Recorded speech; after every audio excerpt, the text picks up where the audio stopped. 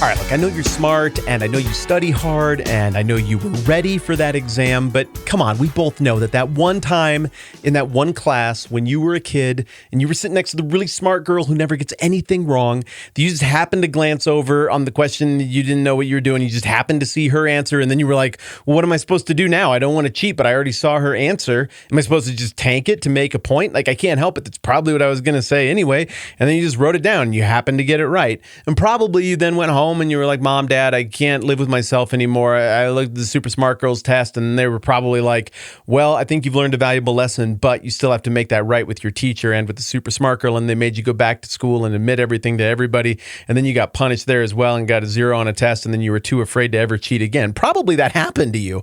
And if you're in a room with somebody who still need to respect you after this, I'm cool if you want to deny that right now. But deep down at the level of your heart, probably.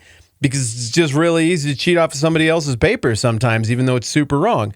Well, there's an accusation going around. Somebody cheated off of somebody else's paper when it comes to the 3 synoptic gospels in the New Testament. You got Matthew, Mark, and Luke, synoptic, sin, same, optic, I. They get lumped together because they kind of tell the same story. They just do it with a little different flourishes, and there's a whole lot of overlap. And in the early days of church, that was not a big deal, right? Because for like the first 500 years, all of the people in charge were saying, no, Matthew was clearly the first gospel. Matthew is the gospel of the church. They quote it. It gets quoted way more than any of the others.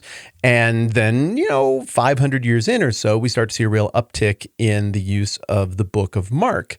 But for the most part, it looks like Matthew kind of dominated. Luke and Acts were taken as one big document. John deals with those I am statements and the deity of Christ, and so they all kind of fit in their little place and they all work. Well, this existed in pretty good harmony for a really long time until somewhere in the modern age, the early modern age, 17th, 18th, 19th century. A few very, very intelligent, I think, good-willed people start looking at the Gospels and they're like, wait a minute. If you go through and you scientifically add up who said what and when they said it, this gets a little bit weird. It's kind of hard to tell who got their ideas from where. And people start to theorize that it looks like maybe Matthew and Luke cheated off of Mark's paper a little bit. And they get to looking a little bit closer and they're like, you know what? Not only did Matthew and Luke cheat off of Mark's paper, it looks like there might have been some other secret mystery document that they also cheated off of. And we're going to call that Q. Or maybe there was also a sayings document. And so there starts to be all of these theories about how all of these known documents, Matthew, Mark, and Luke, relate to these unknown documents, Q and an additional sayings document, or who knows how many more. And the most accepted, most repeated solution to the synoptic problem is that Mark came first, way first, and that Matthew and Luke drew off of his stuff as well as some extra documents that were floating around, meaning that Matthew and Luke effectively are an exaggeration. Now, lots of people who have a very high view of the Bible hold to this idea that Mark came first. They call this Markan priority. Lots of other people who have high and low views of the Bible would say, I don't know about this. I get some questions as well. But the Mark thing is what you'll hear repeated the most often. For a lot of people who are more skeptical of the Bible, I think one of the things that comes with the assumption that Mark came first, Markan priority, is the idea that Jesus and the whole Christianity kingdom thing is a legend. It's a myth. And the way legends and myths work is that they grow by orders of magnitude as storytellers and campfire sessions with a little bit of booze get a bit carried away. And over the years, little stories turn into big stories. I mean, the earliest stuff in Norse mythology is very, very simple. But there are a billion different things that Thor and Loki and Odin and that whole crowd went and did. There's this whole cosmology, this whole catalog of stories, and a lot of them are mutually exclusive. These are just characters that you could play around with, kind of like comic book characters. Well, Thor is a comic book character. Maybe it just works really well.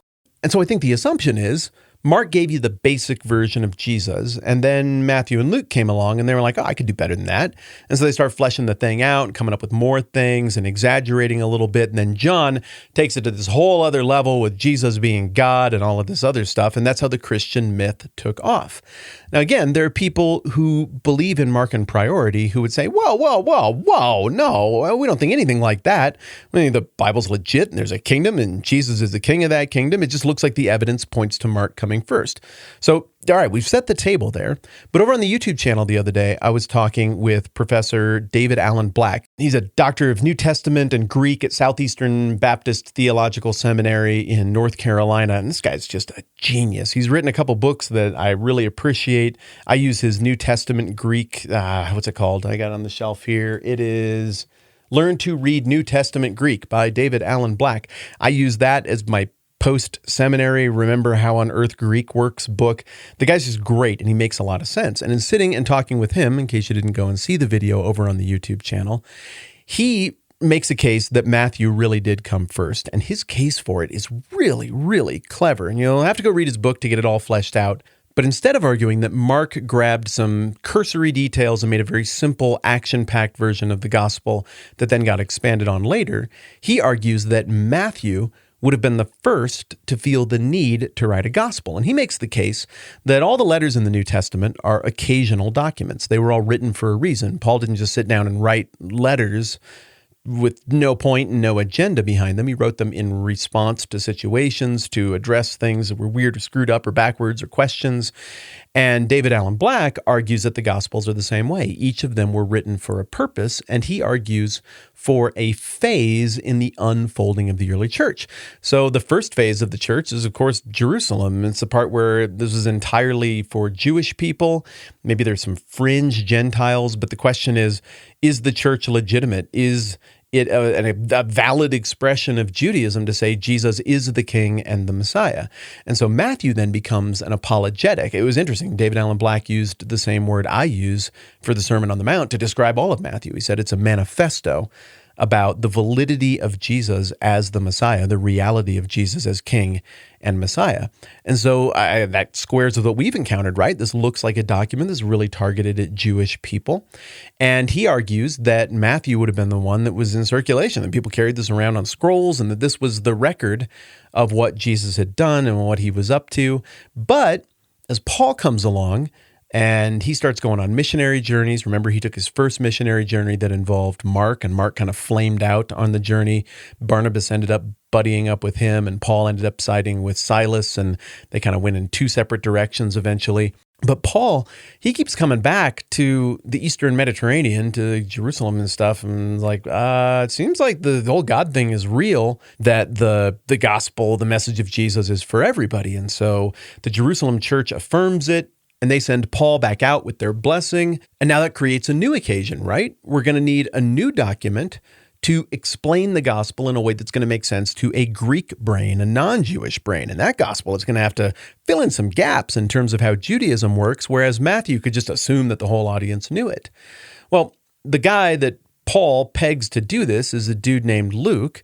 And Luke never met Jesus, and he's a Greek guy. And so it looks like, again, this is all according to Black's hypothesis, that Luke had time while Paul was in prison in Caesarea to go around, do some homework, talk to a whole bunch of people. And in fact, Luke says that he did that at the beginning of his gospel and at the beginning of the book of Acts. So Luke's got this thing, and it's mostly done, but it doesn't have any approval from the people who actually knew Jesus. Well, where's Paul headed? Rome. So he takes Luke along with him. Paul and Luke show up in Rome because, well, one, Paul didn't have a choice. He was under arrest. But two, there's someone very, very authoritative in Rome who could lend his blessing to Luke's gospel, which would allow Luke's gospel to go into circulation, and that is Peter. Well, Peter had a traveling companion in Rome at this time as well, and it's Mark. And we know from the accounts of the church fathers that Peter was giving these open-air messages where he's recounting everything about what Jesus did and said. And according to the church fathers, Mark is sitting there writing stuff down, like almost just bullet points, and then this, and then that, and then that, and then that. And so when Luke and Paul show up, they would have been carrying around the scroll of the Gospel of Matthew, according to Black's hypothesis. They would have had this yet unpublished manuscript that Luke has, and they put this thing in front of Peter, with Mark presumably in the room, and Peter goes over it. And I don't know if he offered any changes or didn't. That'd be an interesting thing to think through. But the end result is that clearly Luke received the blessing of the leaders of the church, and it goes into circulation. Well, Black then theorizes that Mark would have had access to Matthew. It looks like Matthew, using his clerical skills, took tons of notes on Jesus' actual words. That's why we get 5 big speeches in the Gospel of Matthew. So Mark has access to that. Mark has access to the details that Luke has gathered from other people. And most of all, Mark has all of his bullet points from everything he's heard Peter saying in public that he's written down. So David Allen Black argues that Mark wasn't so much of an occasional gospel that was written to make a great big point. It was the reminiscences of Peter. And then John, of course, comes much later after the fact, addressing, I think, 2 sets of questions that came up in the church. That is the nature of Christ's humanity and his deity, and an external question that was pressuring the church, that coming from the Gnostic dualistic crowd who were trying to fuse Greek thought and Christian thought, and it didn't quite totally jive. And so John writes his epistles, and those are his letters, and John writes his gospel, I think in pretty close proximity of each other, to try to tamp out that fire and straighten out the deal with who Jesus actually is. So it would be occasional as well. So what you have then is really 2 takes on the synoptic problem, if you can even call it a problem. Take number 1 is Mark did a small thing and the legend grew. Not everybody would say that they think it was a legend, but the alternative view then, which Black calls the 4-fold gospel hypothesis, goes with this different order. Matthew, then Luke, then Matthew and Luke inform Mark along with Peter, and all 3 of those go into circulation, with Matthew being the most favored among the early church because it seems to have answered the questions that were most commonly being asked. Why does this matter for our conversation? The first reason it matters is because we are comparing 3 similar accounts, and what order they happened in and how we envision that unfolding, it really does shape how we reconcile the uniformity and even the stylistic differences between them. Matthew and Luke, it does look like arranged their stories in a slightly different manner to make different points. Yet if they overlapped with each other and they had each other as a source, what are they doing? Well, my informed guess is that theological history worked a little bit differently in the 1st century than your straight up school textbook history works today. They're trying to accomplish different things, and we can do a disservice to the Bible if we expect it to look like it follows all of the formats that I learned doing history school in college. The second reason is that these documents are just very important, and thinking through where they came from and how they relate to each other is not a question that's to be asked by liberals who hate God. I mean, that's a nonsense characterization. This is a reasonable question for anybody of any theological stripe to want to know. These things hold themselves out as being important and from God and having a bearing and a claim on our lives. It's reasonable to ask how they unfolded, when they happened, and just to wrestle with the question because the question's important before we even get into the implications in thinking through what that means for how each of these individual books reads. I've gone really long there, so I'm just going to hit pause and we'll pick it back up in Matthew chapter 5 tomorrow. I'm Matt. This is a 10-Minute Bible Hour podcast. Catch you soon.